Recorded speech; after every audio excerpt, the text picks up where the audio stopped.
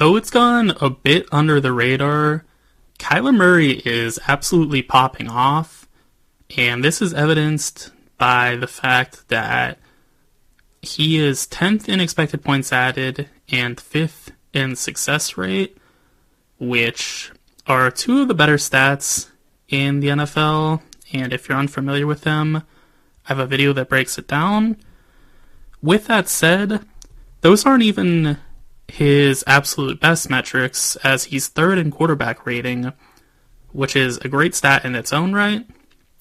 So Murray is really having a great season, and as we'll see throughout this video, his supporting cast isn't even the greatest. It has some legitimate bright spots to it for sure, but it is not carrying him by any stretch.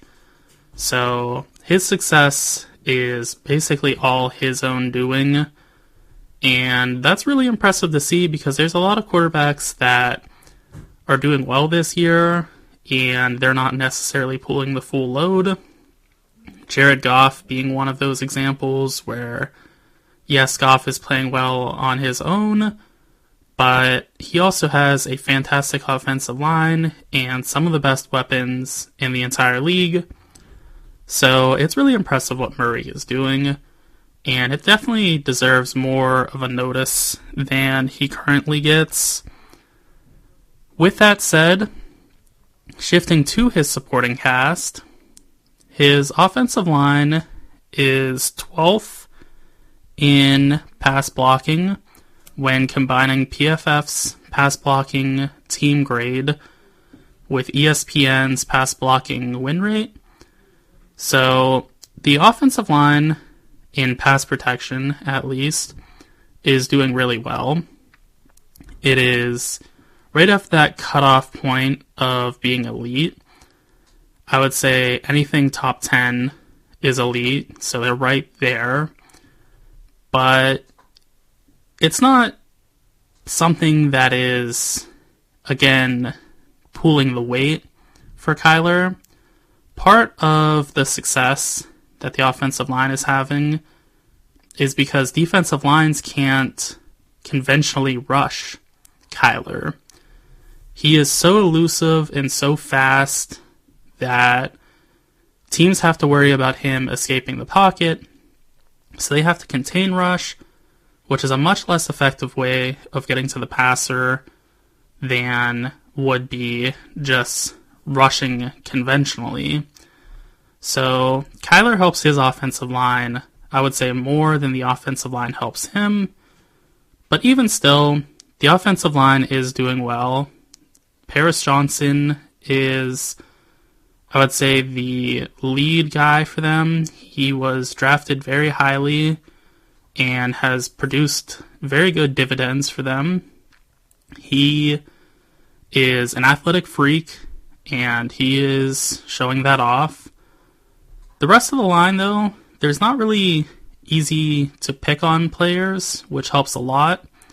So the offensive line is a good help, but it's not everything. Speaking of good help, the weapons for Arizona are very solid as well. But again, they're not going to be doing the heavy lifting that will make any quarterback do well. Trey McBride is an elite tight end. He's 29th in yards per game and 72nd in yards per reception amongst all players. So he's very good. He is particularly good at moving the chains, but he does have some deep downfield prowess also. Marvin Harrison Jr., 47th in yards per game and 17th in yards per reception. So he can really win deep downfield with great proficiency. He is also somebody that can move the chains with regularity, but he's more of a deep down burner, I would think, than he is a short to intermediate guy, even though he has the capacity to do everything.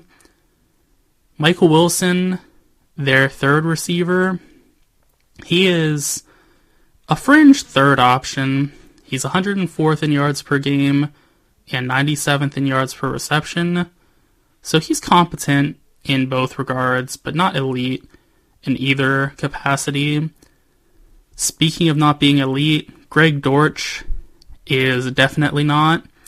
He's 160th in yards per game and 127th in yards per reception. So he's not really good at either area of the game. He has a ton of talent. He's very shifty, but he is not really getting it done in a statistical sense. Someone or something that is getting it done statistically, though, is their ground game, which is absolutely elite.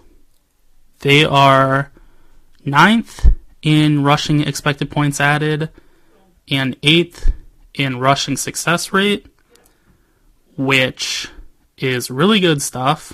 They're having good long plays, as evident by their expected points added, and they're having consistent success, as evident by their rushing success rate. So they are really good at ground and pound, rather. Again, part of that is on Kyler, as he is such a good runner of the football, but James Conner is also a great contributor, so there's credit to go around. Defensively, they are not hot whatsoever. They are amongst the absolute worst. I almost said best, which is the exact opposite of what they are. They're 25th in defensive expected points added and 31st in defensive success rate. So they're getting beat, and they're getting beat consistently. I would say that bears out when looking at their roster as well, as they would have 5 above average defensive starters. Buda Baker being the star of the show. He's a great safety that's really balanced. They have cornerback Garrett Williams, who is really nice in coverage. Zaven Collins is a great run defender. Baron Browning, balanced in both facets of the game, being good against the run and at getting to the passer. Marco Wilson, very good as a run defender and good in coverage also. So they have some real talent, but they're brought down by the poor talent they have also, with Sean Murphy-Bunting being a really poor coverage corner and Kyzir White being a poor coverage player. He is really struggling in that area in particular. He's not great as a run defender either, but he is much worse in coverage than he is anywhere else. And that holds the team back because those are 2 easy targets for the offenses to go after. So those are really problematic for their defense. They just, regardless of how well everybody else does, there's going to be 2 glaring weaknesses for the offenses to attack. Those are my thoughts on the Cardinals. Be sure to let me know what yours are in the comment section, and also be sure to like and subscribe for more NFL content.